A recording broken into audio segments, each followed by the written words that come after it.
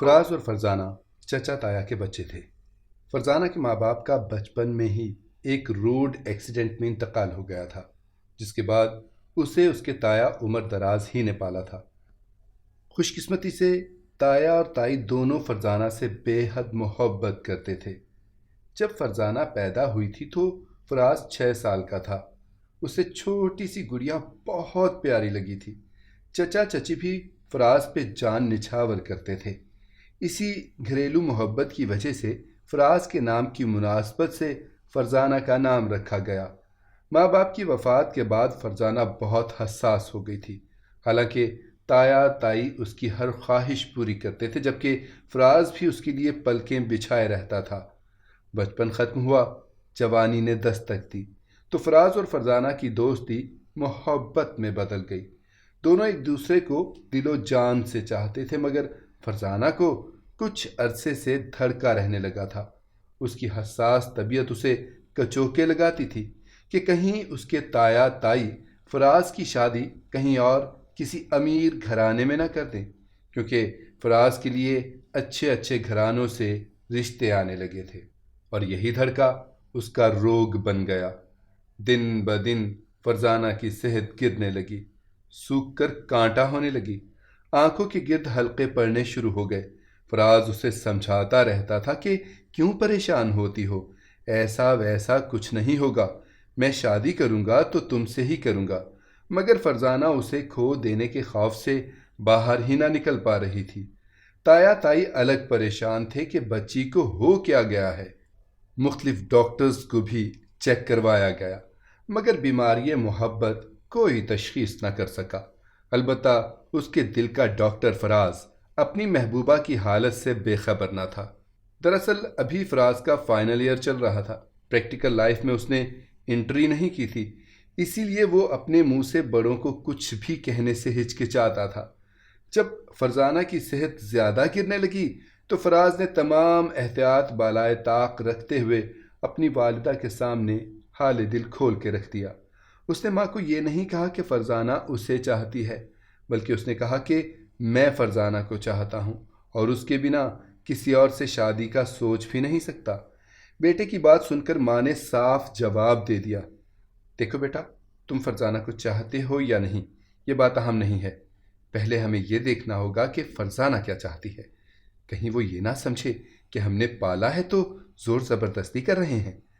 البتہ ایک بات ضرور ہے کہ ہم خود فرزانہ کو بہو بنانا چاہتے ہیں، اگر وہ راضی ہو گئی تو اس سے بڑھ کر ہمارے لیے کوئی اور بات نہیں ہوگی۔ فراز ماں کی بات سن کر پھولے نہ سمایا، خود پر بمشکل کنٹرول کرتے ہوئے ماں کو کہا، امی جان آپ بالکل فرزانہ سے پوچھئے، انکار یا اقرار اس کا حق ہے۔ ماں نے بیٹے کے سر پر پیار سے ہاتھ پھیرا اور مناسب وقت پر بات کرنے کا وعدہ کر لیا۔ پھر کچھ دن بعد انہوں نے شوہر کی رضامندی سے فرزانہ سے بات کی اور گھر خوشیوں کا نگر بن گیا۔ دونوں کا رشتہ پکا کر کے خاندان بھر سے آنے والے رشتوں کے آگے بند باندھ دیا گیا۔ دنوں میں فرزانہ کی صحت بھی بحال ہونے لگی، اس کا حسن چاند کو بھی شرمانے لگا۔ فراز کے ایگزامز ختم ہوتے ہی دونوں کو ہمیشہ کے بندھن میں باندھ کر مسرتوں کے لیے دروازے کھول دیے گئے۔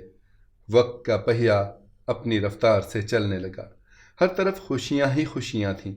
فرزانہ کے پاؤں بھاری ہو گئے، ایک نئی خوشی دستک دے رہی تھی، جبکہ تقدیر اپنا ہی کھیل رچانے کو پر تول رہی تھی۔ جب سے دنیا بنی ہے اس میں ایک موسم نہیں رہا، موسم بدلتے رہتے ہیں، دن کے بعد رات اور رات کے بعد دن، کبھی سردی تو کبھی گرمی، کبھی عروج تو کبھی زوال، یہی نظام فطرت کا چلن ہے۔ خوشیوں کی کشتی میں سوار اس گھرانے کو بحر زیست میں حالات کے بھنور نے اپنی لپیٹ میں لے لیا۔ فراز بیمار پڑ گیا، فرزانہ اس کی دیکھ بھال میں جت گئی، مگر فراز کی حالت سنبھلنے کا نام نہیں لے رہی تھی۔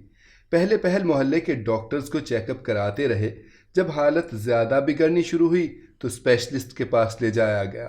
مختلف ٹیسٹ وغیرہ کرنے کے بعد جب رپورٹ آئی تو گویا قیامت ہی ٹوٹ پڑی۔ فراز کو کینسر تشخیص ہوا، وہ بھی آخری سٹیج پر۔ عمر دراز صاحب نے بڑے سے بڑے ڈاکٹر سے رابطے شروع کر دیے، ملک بیرون ملک ہر جگہ جہاں کوئی امید دلاتا یہ پہنچ جاتے، حتیٰ کہ پیروں فقیروں درباروں پر بھی حاضریاں دیں، مگر بے سود۔ فراز کی والدہ اور فرزانہ کا رو رو کر برا حال ہو رہا تھا۔ ساس بہو فراز کی دیکھ ریکھ کے ساتھ ساتھ مصلح سے جڑ گئیں، رو رو کر رب کے حضور اس کی صحت یابی کے لیے دعائیں مانگتی رہتیں، مگر نہ دواؤں نے اثر کیا نہ دعائیں ہی کام آئیں، اور فراز ان سب کو روتا بلکتا چھوڑ کر ہمیشہ کے لیے پرسکون نیند سو گیا۔ فراز کی وفات کے بعد نہ ماں باپ کو چین تھا، نہ فرزانہ کے لیے زندگی میں کوئی کشش باقی رہی، مگر وقت کا کام ہے آگے بڑھنا، وہ بڑھتا رہا۔ فرزانہ نے ایک خوبصورت سے بیٹے کو جنم دیا۔ غم و اندوہ کے اندھیروں میں خوشی کا ایک دیا جلا، اور سب گھر والے اس ننھے مہمان کی خاطرداریوں میں لگ گئے۔ خوشی کی نوید بن کر آنے والے چھوٹے فراز کا نام نوید رکھا گیا۔ دادا دادی فرزانہ سب کی اس میں جان تھی، مگر فرزانہ اپنے شوہر اپنے رفیق حیات فراز کو یاد کر کے آج بھی راتوں کو اٹھ اٹھ کر رونے لگتی تھی۔ اسی طرح 2 سال گزر گئے۔ ایک دن عمر دراز صاحب کو ایک دعوت نامہ موصول ہوا۔ ان کے ایک بہت امیر کبیر دوست جمال شاہ کی بیٹی کی شادی تھی۔ عمر دراز اہل خانہ کے ساتھ فنکشن میں گئے۔ فرزانہ ہلکی پھلکی تیاری کے ساتھ بھی حسیناؤں کو مات دے رہی تھی۔ اسی سادگی نے اس کے حسن کو 4 چاند لگا دیے تھے۔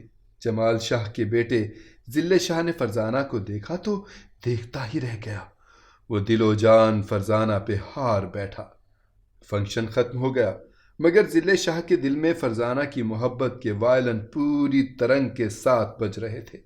وہ فرزانہ کے بارے میں پوری معلومات حاصل کر چکا تھا۔ اس نے جیسے تیسے کر کے اپنے گھر والوں کو فرزانہ سے شادی کے لیے منا لیا، اور پھر ایک دن جمال شاہ اپنی اہلیہ کے ہمراہ رشتہ لینے کے لیے عمر دراز صاحب کے گھر پہنچ گئے۔ عمر دراز اور ان کی اہلیہ نے شادی سے صاف انکار کر دیا، مگر جب ان کو شریعت کی اجازت یاد دلائی گئی تو وہ جمع بیوہ بہو کی خوشیوں کے بارے میں سوچنے پر مجبور ہو گئے۔ انہوں نے کچھ وقت مانگا۔ مہمانوں کے جانے کے بعد فرزانہ سے بات کی تو وہ ہتھے سے ہی اکھڑ گئی۔ اس نے صاف انکار کر دیا۔ ساس سسر پہلے تو سمجھاتے بجھاتے رہے، مگر وہ نہ مانی تو عمر دراز صاحب نے تایا کا حق استعمال کرتے ہوئے اپنا فیصلہ ذلِ شاہ کے حق میں صادر کر دیا۔ فرزانہ کا بس نہیں چل رہا تھا کہ وہ کیا کرے۔ وہ اپنے مرحوم شوہر کا گھر، اپنے ماں باپ جیسے تایا تائی کو چھوڑ کر جانا نہیں چاہتی تھی۔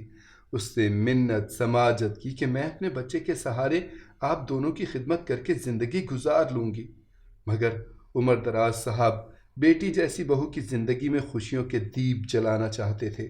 وہ اپنے فیصلے پر اٹل رہے۔ شادی کی شہنائیاں بجنے لگیں، بارات آ گئی۔ نکاح خواہ نکاح پڑھانے دلہن کے کمرے میں گواہوں کے ہمراہ پہنچ گیا۔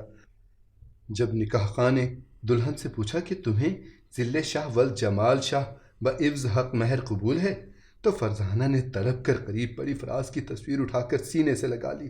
ایک ہوکا بھرا، ایک سسکی لیتے ہوئے فراز فراز پکارتی بے جان ہو کر ہمیشہ کے لیے اپنے فراز کے پاس چلی گئی اور اپنی محبت کو امر کر گئی۔